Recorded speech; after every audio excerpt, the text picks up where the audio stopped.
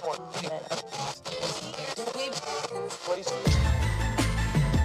know what it is, Black and Snerdy, Black and Snerdy, Black and Snerdy, Black and Snerdy.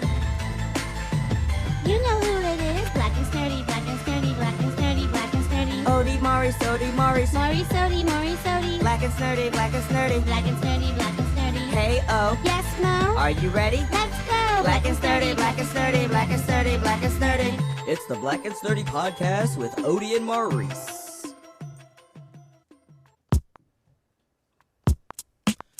Hello, everybody. I am Maurice. I'm Odie. And together we are here with Black and Snerdy, the Watch Out Now Wednesday edition, where we consume a piece of media, review it, and bring the review to you. This week, as of course, with the last few weeks, we've been watching, hello there. The last few Watch Out Wednesdays, we've been watching Charlotte, a Bridgerton story. Queen Charlotte, a Bridgerton story. And this week we are reviewing episode 4. Yay! Holding the King. The last episode, we, of course, saw the king and queen were having a bunch of breakthroughs. In the last few episodes, they've been having breakthroughs. They got married, of course. They had a tumultuous little first month or so of their marriage because he didn't want to stay with her. She didn't know why. It was going back and forth. She just thought he didn't want to be around her, etc. And then they worked it out. They finally consummated their relationship, and then they were consummating all over the freaking castle, every which way. Yes. And then at the last episode, after they have this beautiful, successful ball that's supposed to, bring the kingdom together, she wakes up in the middle of the night, and he is in the midst of having some kind of episode. A delirium, you could say. Yeah, like a mental. He has a mental breakdown of sorts, yeah. And he is drawing on the wall. He's talking to himself, running outside to yell at the moon and the stars and Venus. And she and his man Reynolds figure out, find him, bring him back in. Yes. So that is where we've left off, and we kick off this episode basically right where that ended, with them having brought him inside. They're giving him a bath, and she's just like, what the fuck is going on with my husband? Yep, and then next we see. First off, this is a flashback. Very flashback heavy perspective of the entire show up until now. Yeah, we meet him right before he's about to get married. He is doing his farming habits, and the princess, his mom, basically, lets him know that he has, or she has arranged a marriage for him. And that's when we get to see his first kind of, he has a panic attack, or an anxiety attack, and he starts, of course, just, I think the shock of it, and not having control over what he's doing or his life, etc. He then starts muttering and puttering and basically having a little bit of a breakdown. Mm-hmm. And his mom has to, excuse all of the king, queens, or the king's men, so that she can try and console him. And then they start looking for more doctors. And of course, at that time, this is late 1800s or mid 1800s or whatever. No, not even 1800s. When was the Revolutionary War? When does the show take place? The Revolutionary War was 1770. Was post 1776, right? Because that's in Alexander Hamilton, 1776. That's the whole song. This is happening when, of course, there has been psychology in certain places for a while, in Africa, in places like Greece, in the Western, other portions of the Western world. Late 18th century. Just 18th century. Yeah. They had, different types of discussions and theories, etc., on mental health. But, of course, in England and many other parts of the, known world, mental health, similarly today, was something that you didn't talk about. And if you did have something that could have possibly been wrong with you, it was automatically just labeled you were mad, you were crazy, and you would be locked away in a nut house, which happened pretty recently, up until I think like the 1980s.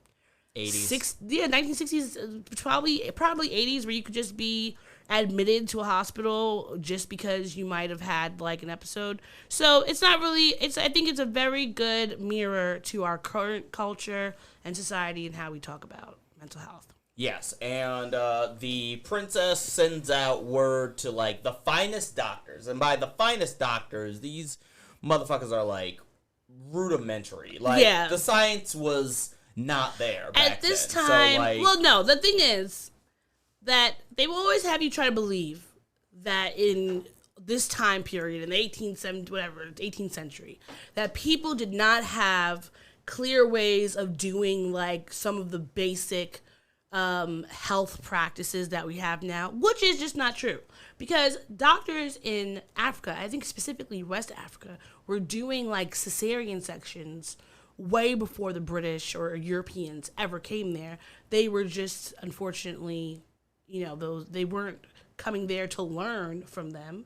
They were coming there to see them as savages. So instead of taking some of that information and bringing it back, they were still, cutting people up and cutting up dead bodies and then going delivering babies and causing, lots of health crises. So these doctors were doing things like leeching him or putting him in weird, like breaking his leg or, harming him physically. They were focusing more on the physical than they were his diet, like what he's doing. But honestly, I really enjoyed this conversation that mom was having with he and the mom were having with the doctors, because even today, when you talk about mental health, there are so many of these like doctors or wellness coaches and therapists who will try and say that like, oh, well, you have ADHD. How about you just change your diet? And your diet's going to relieve all your symptoms. Your diet could possibly help because, of course, things like lots of sugar or fried processed foods, those are not necessarily going to help you. But you could be the healthiest person in the world, and you could be exercising, you could be eating right, and that's not going to stop the malady of your brain. So it's not until this other doctor comes in and they basically are like, who the fuck is he? He's a quack, because he works at what they call the Times a madhouse or an insane asylum. And he basically is like, it's not about his body, like it's not about his physical body, it is about his mental health. And they're like, no, how dare you, treason, you're calling the king insane. He's like, no, he's not insane. He's just nervous. He has a nervous condition, and we have to figure out how we are going to correct that. So he suggests basically like the first form of like talk therapy. Yeah. Where he's just like trying to calm him down, bring some sense back to him, and they keep him around after that in order to, like help the king remain calm. And this doctor has a bit of a complex, I would say. Of course.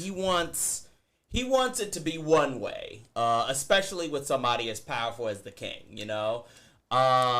He essentially, like, weasels his way into being the king's doctor, though his methods do seem to work for a short period of time. Yeah, I mean... they at least get him to the goal line of the wedding, yes. But at that time... and a special shout-out, since this is a flashback, we get to see... Lady Danbury and Lady Danbury and her late husband. Who looked like he had already been dead for Yes. months before he... He looked like the Crypt Keeper. Yes. But like he gets him to the wedding, and that at least that was just through the talk therapy and the working with him on different coping mechanisms, which I was like, oh, this is great. Like, this is talk therapy, as much as it may not be, it's not going to be a It's cure-all. not for everybody. Well, not to say, I think that talk therapy is for everyone, but you also you might need to have extra type of therapies.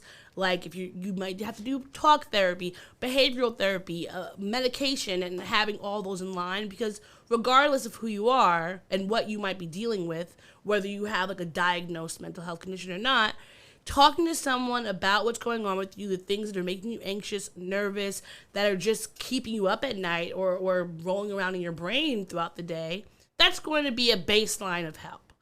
And so, like, at the day of his wedding, when his anxiety is at the height of what it would be, I think that on anyone's wedding day, but especially this, like, you're marrying someone that you don't know, he has a bit of a little mini episode. He finds a doctor, and basically the doctor slaps some sense into him. Just slaps him in the face. And so it's funny because I want to start doing that to people. Like, we need to bring back simple slaps. I think we should. And I mean, and I thought about this when we were watching it. I was like, the way that the guards, like, unsheathed their swords to try to stab him, I was like, this, or like arrest him, until the king was like, no, he's good.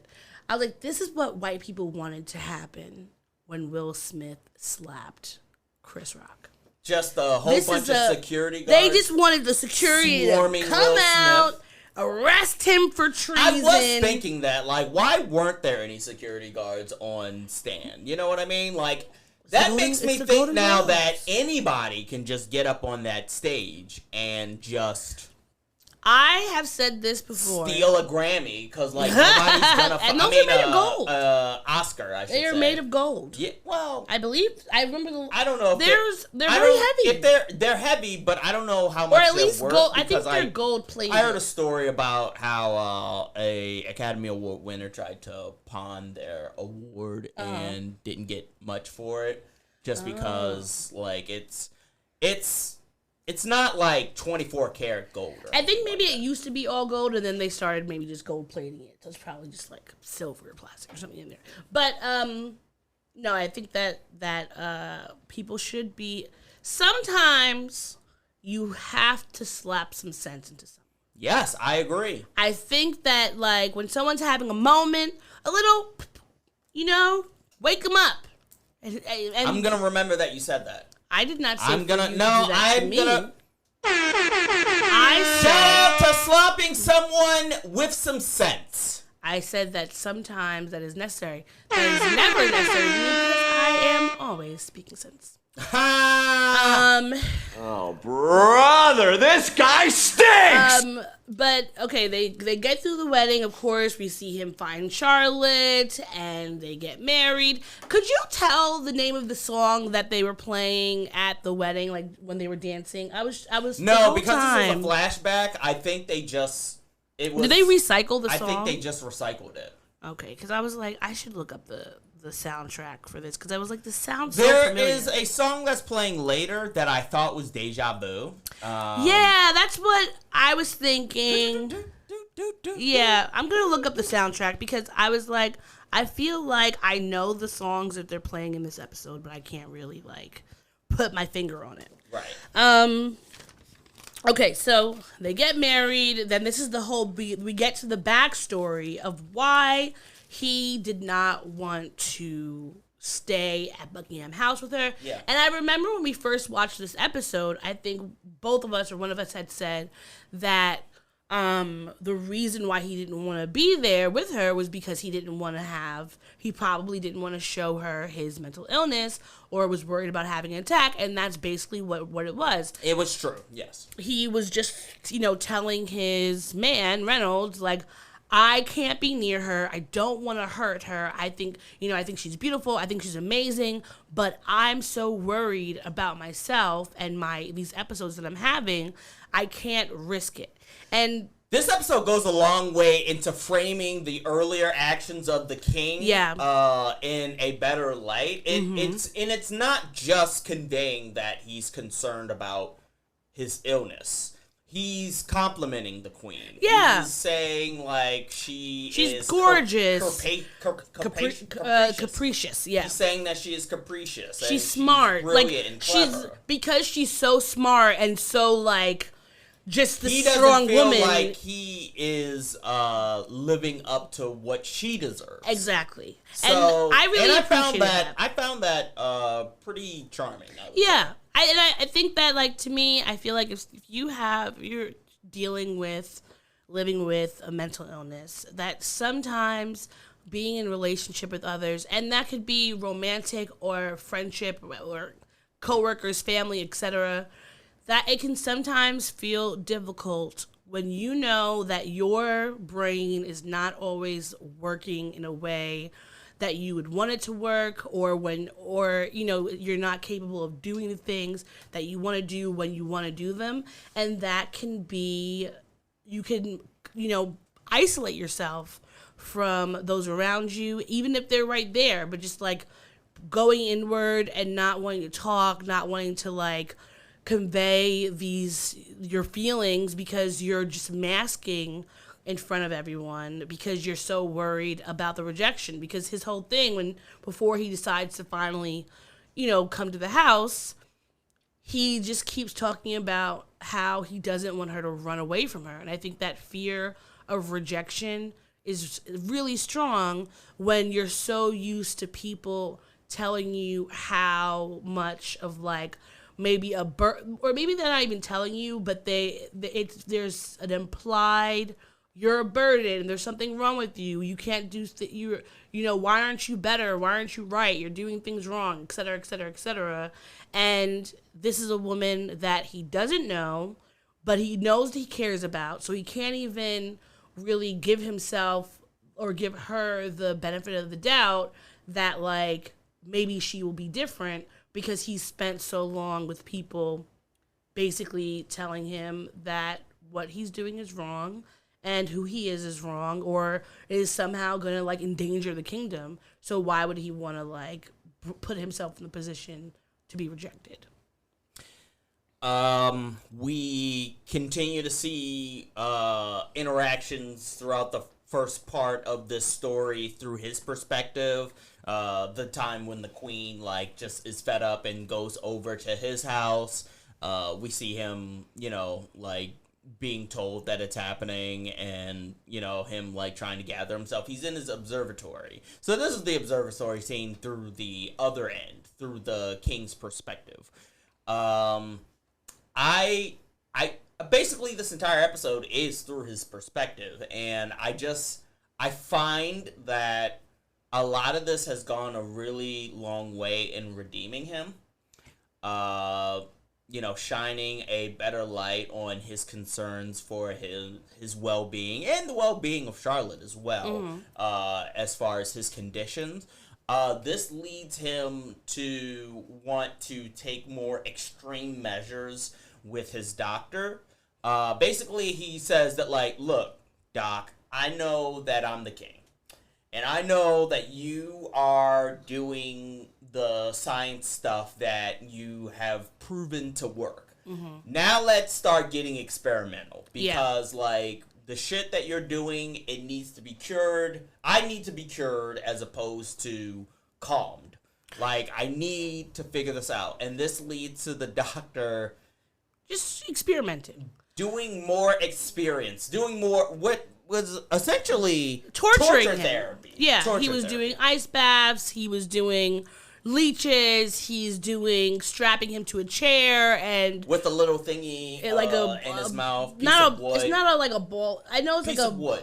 Ball thing that they have, ball gags, but so it was that a gag. You could bite down on. And just a whole manner of just very extreme. He called it the terrific method or something like that. But before we go into that, I was curious about something you said about redeeming the king. Did you feel like before you were not a fan of the king?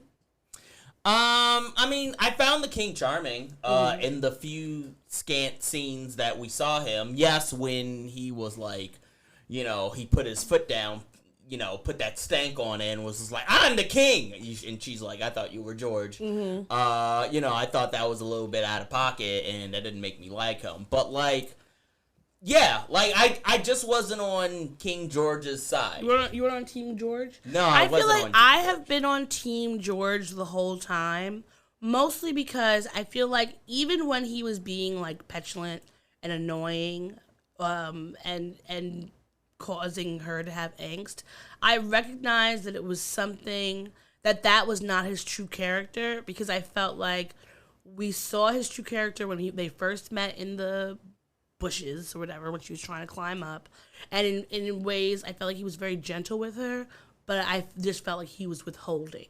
So I feel like this episode, it just endeared me more to him than what we got to see another side, and I knew that there was more to the story, and I was just really curious to find it out. So I'm glad that we were finally getting this part of him to really see, like, he wasn't just being, like, annoyed and, what's the word, cold or whatever. He was actually, like, working really hard, even against his own physical needs. Because even he wasn't even eating food that he would usually eat. Like, his Reynolds was just like, I wouldn't give this to the lowest, like, stable boy. But he was doing all of that just because he wanted to get better. Because he wanted to be with her and feel like he was worthy of her. And I think that is kind of a struggle. The best part of this episode is I feel like how it relates to people with mental illness, and I feel like it did a good job of expressing, like, the torment that you feel at not being your best self and the lengths that you're willing to go to be, like, normal.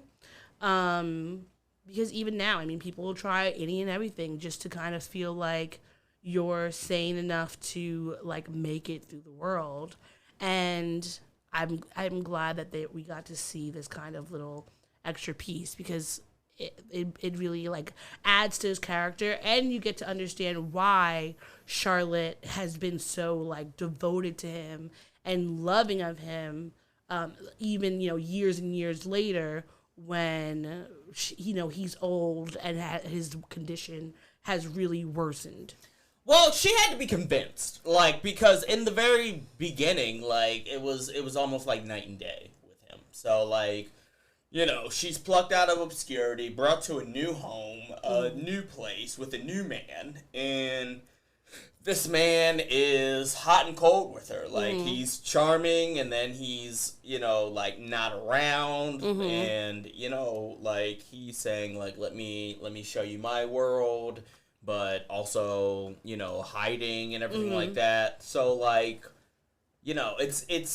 it takes a while, and we haven't even seen the full extent of it, but it takes a while for her to, like, even come around to that devotion. We're still in the early stages of it. Yeah, it's true. It does come to, like, it does take them a little bit, because they're finally, like, they go from not having sex to having sex on, like, odd days or whatever, or even days, and then to just being like, we're just gonna have a romantic relationship. But I think all those little stepping stones that they had in the first whatever months or whatever it is that they were first married, I feel like all those little things show you why she eventually becomes, why, like, she in her older years and his older years, she is still so devoted to him, because even before she knew about his diagnosis or what was going on with him, he was opening up to her, showing her his character, and giving her, like, a reason to want to stay, and not just be like, all right, we had a kid. They had, like, what, was it 10 kids or something like that? Something it was like ridiculous. that. Something like and that. And the thing is, like, you would think, like, well, why? You only need one, maybe, like, 2 or 3 max, really, to make sure your line is continuing. So I kept thinking, like, what was it that would make her just continuously have babies? Because even if she's the queen, if she had access to coke, she had access to some form of birth control. So she didn't need to stay with him or need to, like, keep having babies. But she did it. She wanted to. Like, she loved him. And I feel like this is a good episode to show even more why. Because he went through a lot. He's eating slop. He's getting tortured. But we do get to find out where he gets her dog from. Basically, he steals it from the doctor. The doctor has this dog in a cage. Basically, multiple dogs. Multiple dogs in cages. I personally found the first dog to be cuter. Which one? The black and white one. That looked kind of like maybe like a collie. Oh, okay. The first dog they had, Yeah. and he was like, because basically his philosophy was that it's like nurture versus nature. Like, we turned the big black wolves in Germany into these Pomeranians through breeding and training, etc., etc. So he was using that dog in the cage as a metaphor for the king. Like, if you want to get better, all you got to do is keep at it, which on one hand, keeping up with your mental health, like going to therapy every week and taking your medication and doing all your different coping mechanisms is definitely going to be helpful. However, it is not going to cure you. And I feel like that was the big thing that I was very frustrated about in this episode, is he keeps saying, I want to cure, I don't want it to just like slow down or like prevent them from happening sometimes. I just don't want them to happen at all. And I recognize that for permanent measures as opposed to preventative measures. And that's the thing, is like there's no permanent measures when it comes to mental health. Like there's no, and I'm not even going to say, well, I guess it's kind of a permanent measure, but that's not lobotomy? No, I was going to say death is the only permanent measure. Yeah, don't say that. I'm not going to say that. Say lobotomy. No, that's still not. You're going to even have worse mental health because you're going to be. You won't have the same issue, but yes, sure. That initial issue that you were having, it's gonna be gone. It's gonna be gone if they just snip the front of your lobe. Yes. But I think that the doctor, and of course this is very much of its time of what people's knowledge were, and he just needed to tell him, like, this is not, your brain works differently. Your nerves are different. That back then. No, I know that. Using leeches. But it's like, I was very frustrated on this dude with mental health issues that he just kept trying to assure him. Out of you. I feel like he kept assuring him, like, oh yes, we keep doing this, you're gonna be better, you're gonna be better. And I feel like that was because of his own hubris and ego. I wanted to point out that, like, the scenes where there are scenes in this episode where the doctor is shaving the king. Like the way, what's your name, in the color purple. Yeah, using a straight razor. And that is one, like, that's a universal power move. Because you have somebody's life in your hands. So you literally are relinquishing power to let this person with a straight razor. Well, it's I think that it can be a sensitive thing to your face when they're so close to you. They could easily cut your throat. I think it's both a power... Or cut you in general. It's a power and a trust thing. Because if you can trust someone enough to give them the ability to harm you, no matter how big or small, it's like, okay, I trust you to do this. But on the flip side, you have to always be careful with that trust, because some people, like the doctor, might start to grow a big ego because you're allowing them to do something that's so intimate, potentially harmful, and he was allowing him to like call him boy and like he at one point after I don't remember which time it was, but he basically was like shaving him. They were talking, and the king decided that he was about to go see his wife, that he wanted to see her. Like he was feeling better kind of being in her presence, and he was like, boy, sit down here. And he was like, get somebody else to do it. Like, I'll talk to you later. Like, I don't need you.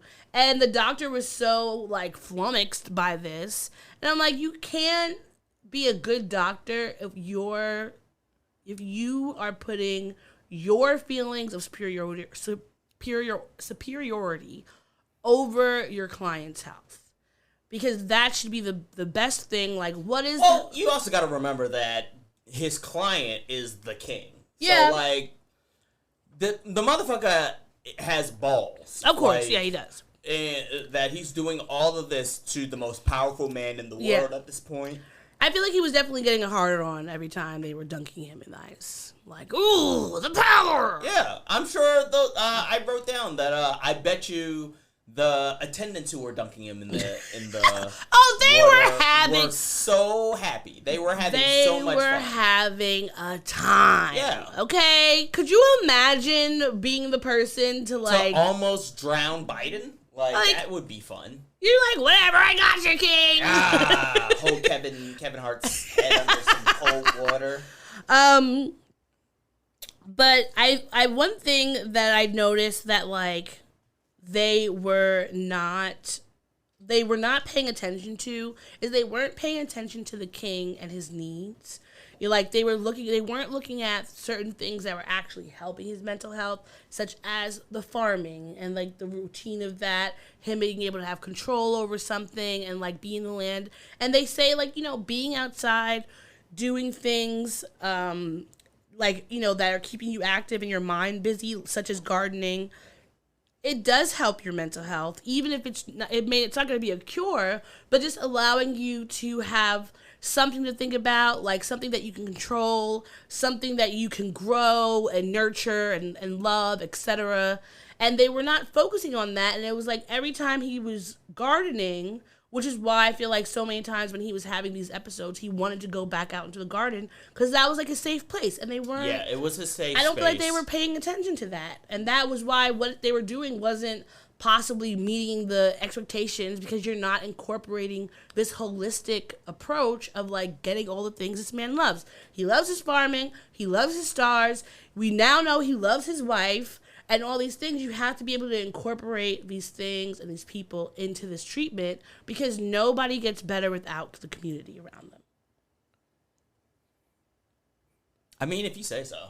No, but it's true. You need to have community. You need to have people, regardless of what your mental health is or your physical health.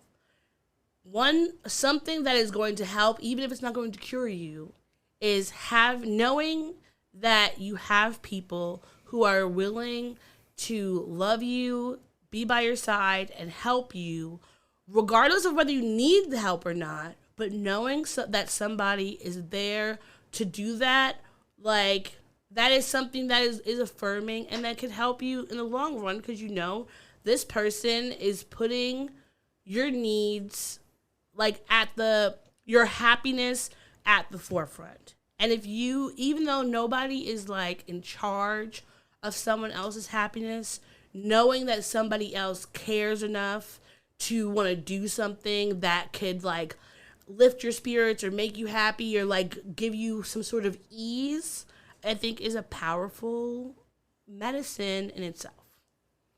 Okay. And they weren't tapping into all their resources. Like, I think we're yes, you're absolutely right. They weren't doing that. We're also applying like hundreds of years of medical and advances. Yes, I know. To a story that takes place during a time of powdered wigs and no seasonings on the food. This is true. And so what more could you expect? And fucking garter belts and whatever. Corsets, yes.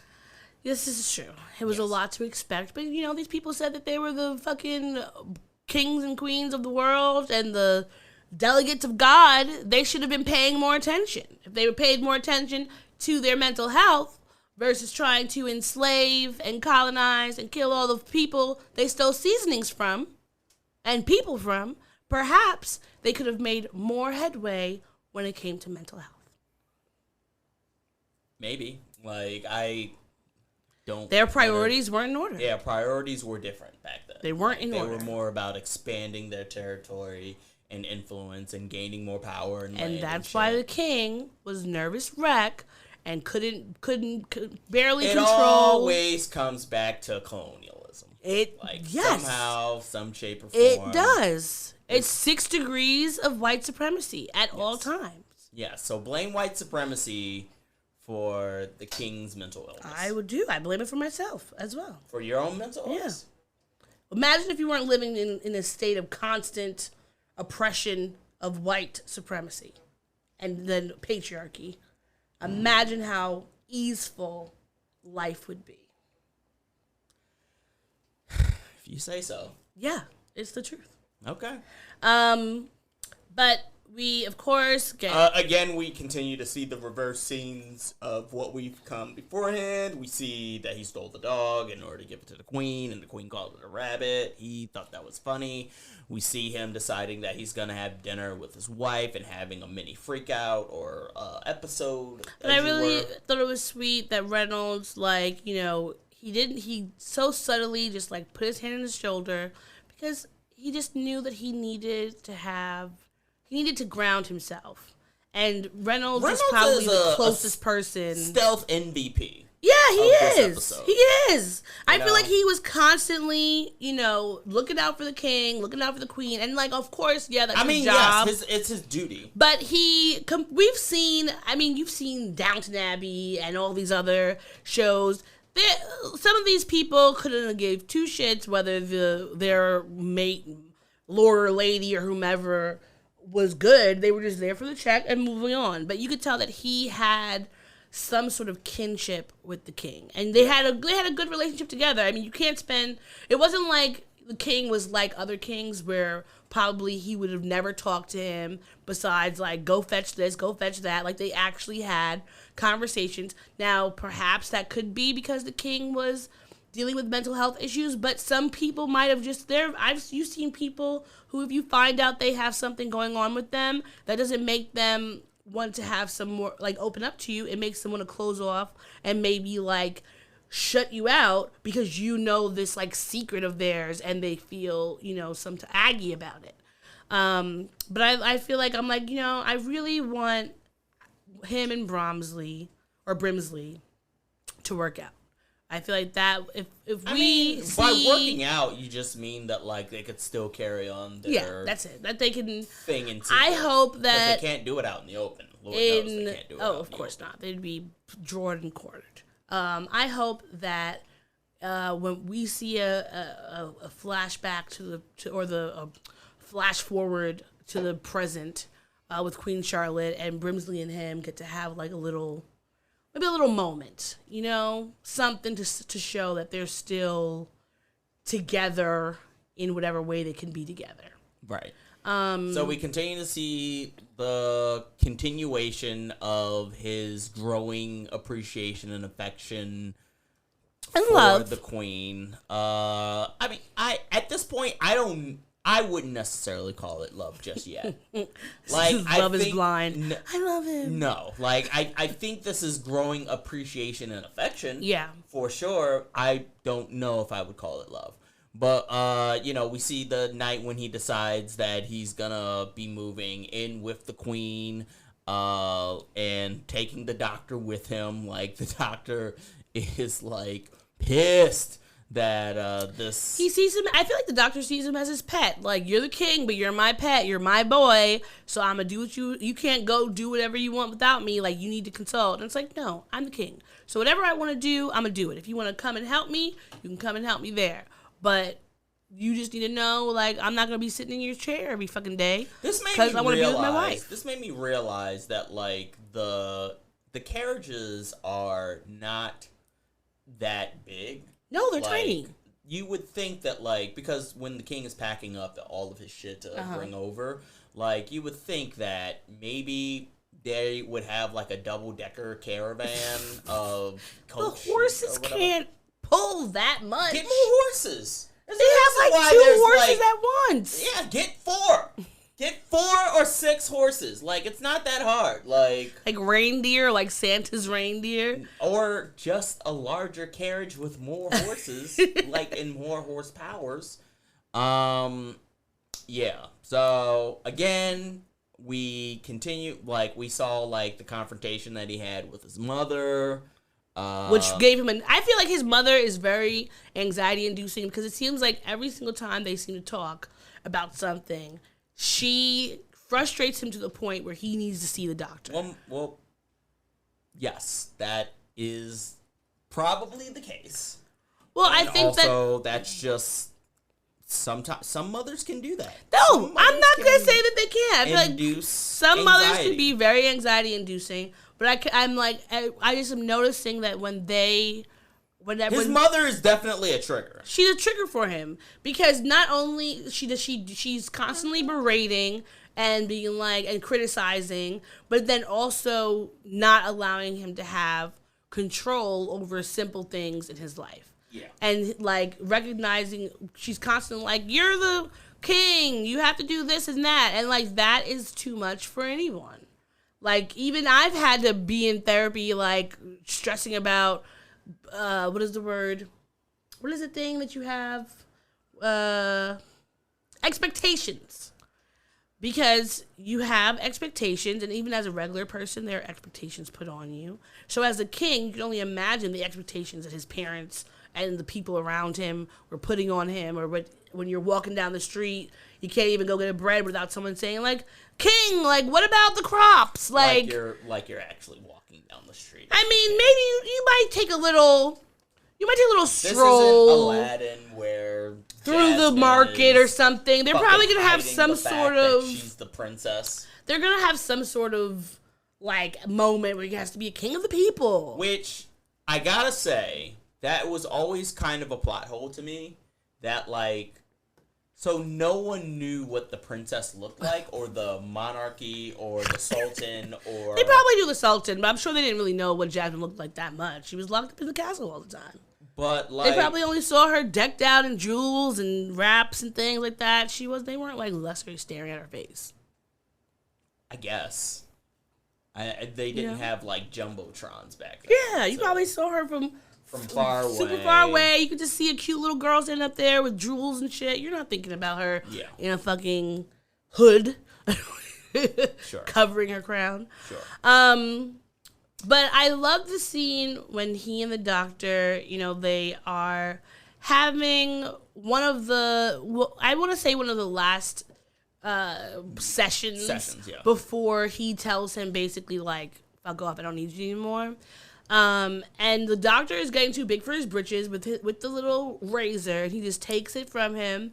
He's basically like, I have been told my whole life that since I was a baby, if I was crying wrong, that was going to be an end to the empire. If I didn't eat my peas, that's the end of the empire. If I was bad at math, that's the end of the empire. And all of these things have caused me to live in terror. And now I am with this woman who's not afraid of anything or anybody, including me. And that is freeing, and I'm learning to live with that. And she is helping me to show me who I am, which I feel like I loved. It's just like showing his respect for her. And just kind of the connection that they have, because someone who is like in your corner, triumphing you, reminding you that like you can do whatever you want to do and you can be whoever you want to be, that is powerful for a person, especially if they are insecure or have worries, etc. And the sex is helping too. I'm sure the sex is also helping. Yeah. And then they have this beautiful night. They have the ball. Everyone's looking lovely. They're dancing. He's so excited. And then he wakes up in the middle of the night, which is the night, of course, that he has his episode. And he's just kind of walking around, meandering around, goes into the kitchen, and he notices the doctor's there. And of course, he's like, well, what the fuck are you doing here? I told you that you were done. And he was like, well, I don't have to be your doctor. I'm the queen's doctor, because you didn't tell her what was going on. So he just said that this is the kid. He's my doctor. And she's like, okay, bet. I need to see a doctor. Guess who I'm going to go to? Yours. And of course, this dumb man, he tells him that the queen is pregnant. Which is on one hand, congratulations, but I'm sure that he would not have wanted. It would have been better if he would have heard it from her versus hearing it from this random man in the middle of the night. And this sends him into a spiral. He goes spiraling into a fit. And let that be a lesson. That's the main takeaway of the story, is that finding out that you're pregnant will send a man to insanity. But I think that this was it was very realistic in the sense that finding out that your partner is pregnant or that you're pregnant is a big deal. That's big news, especially to levy on somebody. Like, and as much as he knew, I think it's like it would be different if even if they knew they were trying for air, so it wasn't like confusing. They're having sex all the time.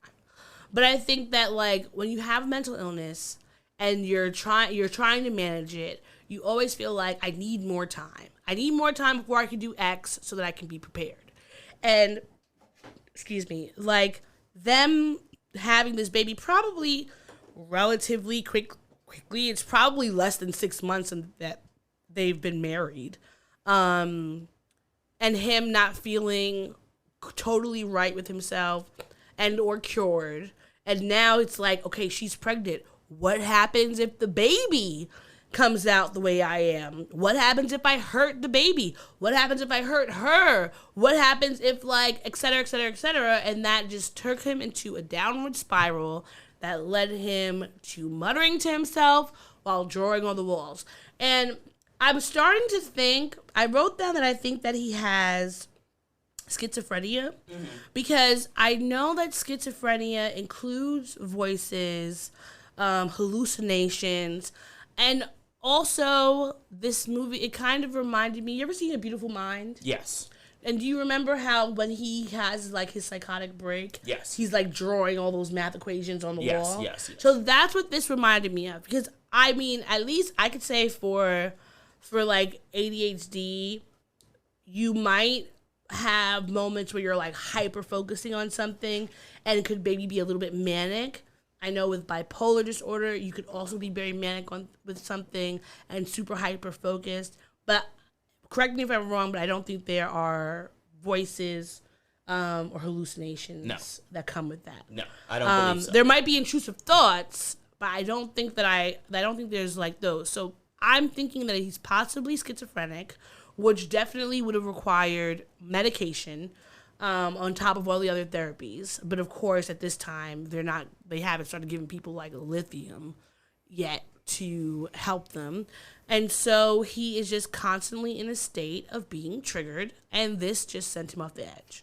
So we finally catch up to the current day where, Charlotte finds him squalling on the walls and is outside naked at his farm and stuff. And we cut back to, like them putting clothes on him and washing him and, like, Charlotte is mad. She wants some answers. She's like, what the fuck is going on with this man? Like, what is it, And nobody's going to be hearing nobody's saying anything. I mean, I would say that, like, because it's Brimsley and Reynolds are there with her. Neither of them know anything, really, because what would they know as just Reynolds regular? knows more than he knows just more, but he's Brimsley. still I'm curious how long He's Reynolds probably sworn to, like, secrecy from, like, the princess and the king, because he's always been like he already said the previous episode when his mother left that time, and he had the episode, he was like, the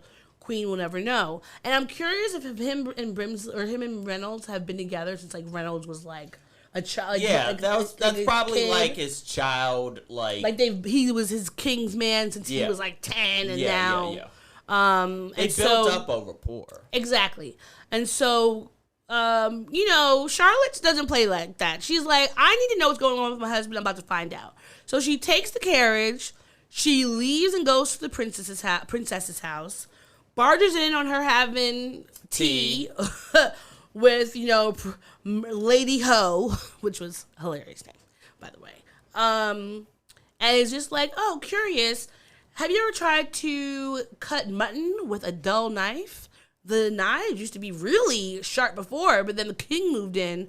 Very curious. And then, so of course, the princess very, pretends like things are normal. It's like, okay, we're going to have breakfast later, whatever, and she excuses the girl, and then Charlotte just lets into her, like, of naming all the things that she's noticed around the house, the removing of the King Lear book, the locking all the windows, the locking of the windows, the locking of the doors, the locking of the kitchen, the locking of the shears in the farmhouse, and it's like she's naming all these things where you're like, oh wow, she is really a very observant person. Yes, she is. Because, like, what else do you have to do but be observant to your surroundings at that time? Like, you're sitting inside without any distractions.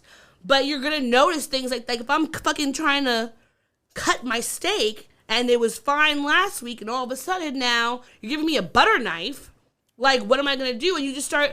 I think the thing about, especially, and like they say, like, the women's intuition, I feel like women are very observant to different things.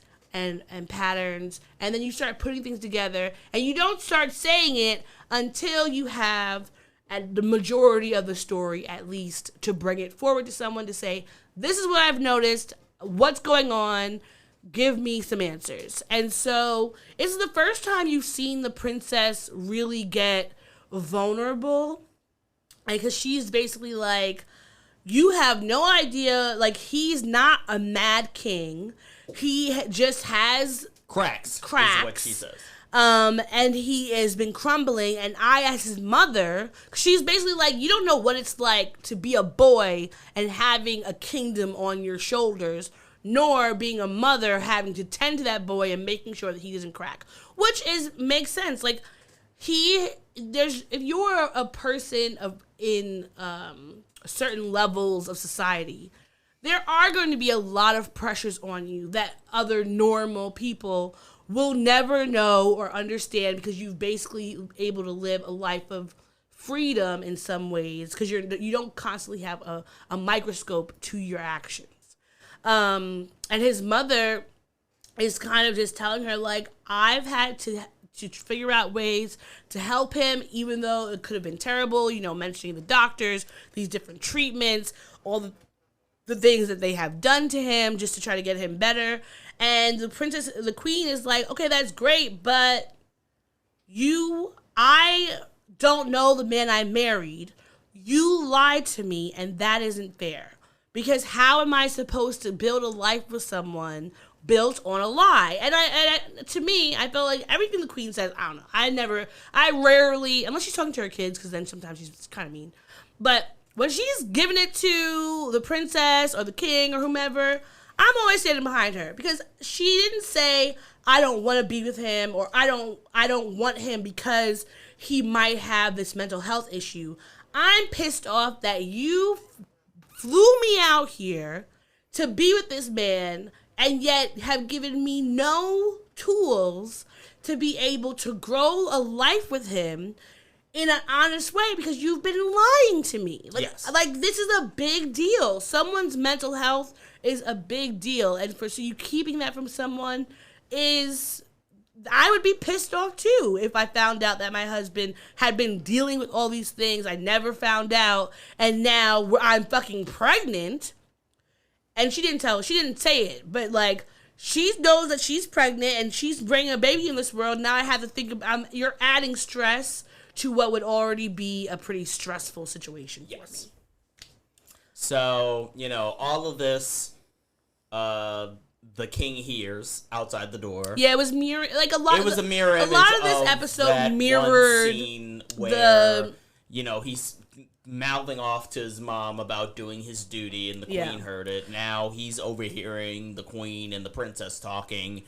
And this leads him to go back to the doctor, and it's just like, yo, strap me back into the chair. I need to fucking get a cure. Which is sad. Like, that is a sad fucking thing. Like, that, he felt the need to torture himself to feel better. Yes. And I will say that I feel like a lot of people do that. Will torture themselves to be better, to be normal, in whatever regard that is, whether it's to torture them. You got people fucking shooting up things into their body just to lose weight. You have people like going and taking all these variety of pills and tinctures and potions and whatever to feel like sane and happy, and all the things that you do just to try to make it. And I wish that he could have talked to her and she could have talked to him.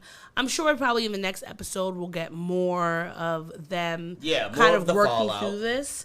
But overall, I would say I feel like this is one of my favorite episodes that we've had so far. Fine. How would you rate it? I'm gonna give this 8.5 out of 10 Snerds. I'd give it an 8 out of 10. I think that I'm giving it 8.5 because I really appreciate, I like backstory. I like the context. Yes, you do. do. I really enjoyed being able to see all the prince's perspective. We got to understand more about who he is. Yes. Getting to understand his personality and his motives. I appreciated that. And just like, because I've been wondering, like, what the fuck has he been doing all that time? Like, what's he been saying? What's been going on? And now we get to see.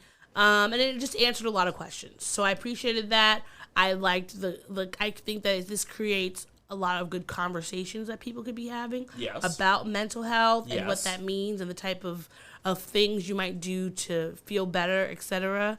And I'm curious to see what's going to happen for the next episode. Yeah, I'm curious as well. I look forward to next Wednesday when we watch the next episode. Yes, I am curious as to the next episode.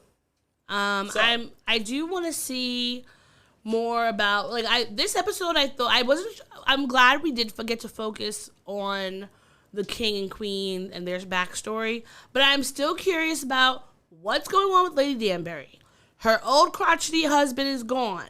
So, is she living her best life? Is she taking a lover? Is she just I'm just trying to be alone in my house with my ladies' maids, drinking wine and sipping tea? What's going on? Because we do know, obviously in Bridgerton, Lady Danbury throws the best parties. She has all these social gatherings. She's definitely living a very, I would say, fun life for a woman of that era, even as a widow. She's not just taken to bed and wearing black, et cetera, et cetera. So I'm curious what she's doing.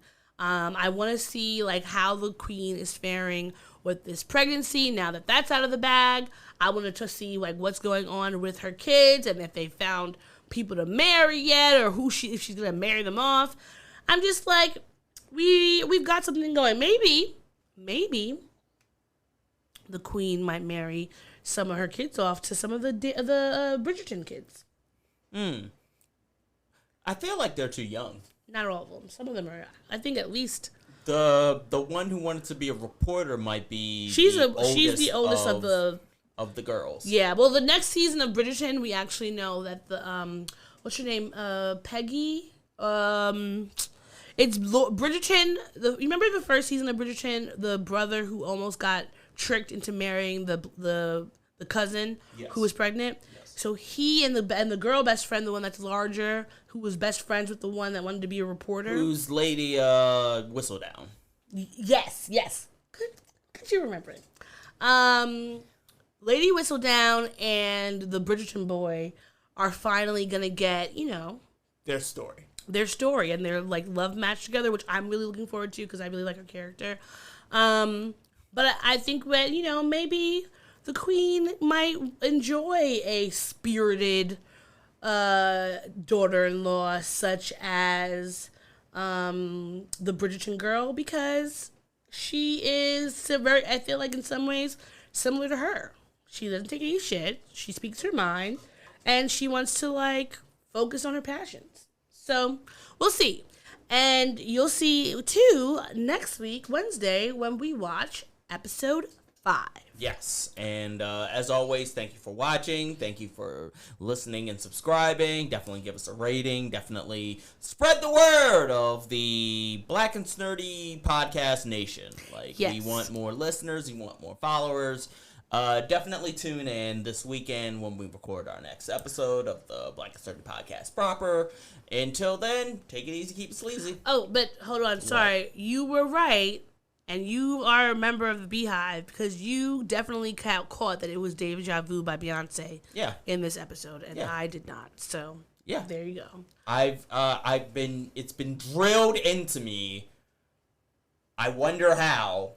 Anything and all things Beyonce. Who doesn't love Beyonce? I never said I didn't. But boy, oh boy, has it just been in night. Anyway, good night, everybody. Take it easy. Thanks for listening to the show. If you'd like to contact the podcast, you can reach us via email at blackandsnerdypodcast@gmail.com.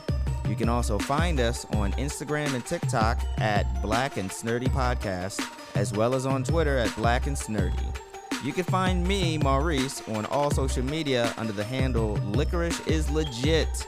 That's LICORISH is legit. And you can find me on Instagram. It's ThatSOD_THATSOD.E. And on Twitter, THATSOD_E. And don't forget to like, rate, and subscribe to us. Tune in next time to the Black and Snerdy Podcast, where nerds of a feather flock together. Remember? Bye. Boy. Not yet. No, this is keeping it. We're keeping this in. Don't forget to take your meds and your subs and drink water. Bye. Bye. I actually want to keep that.